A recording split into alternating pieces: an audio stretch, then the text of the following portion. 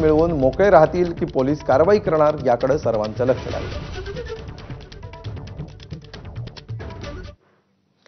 तर नाशिकमध्ये होणाऱ्या कुंभमेळ्याच्या पार्श्वभूमीवर केंद्र सरकारच्या माध्यमातून काळाराम मंदिर, सीता गुफा मंदिर ते रामकुंड या मार्गावर राम कालपथ तयार केला जातोय। या अंतर्गत रामकुंड परिसरामध्ये सुशोभीकरण केले जाणार आहे, त्यामुळे काही बदल केले जातील। मात्र यातील काही बदलांना पुरोहित संघाने विरोध केलाय। शनिवारी राज्याचे मुख्य सचिव राजेश कुमार यांनी त्र्यंबकेश्वरला सुरू असणाऱ्या कामाचा आढावा घेत रामकुंड परिसराची पाहणी केली।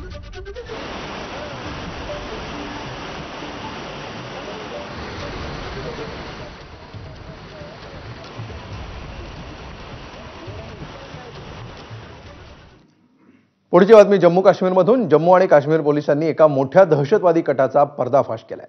2 दिवसांपूर्वी अटक करण्यात आलेल्या डॉक्टर आदिल अहमद यानं दिलेल्या माहितीवरून पोलिसांनी कारवाई केली आणि हरियाणातील फरीद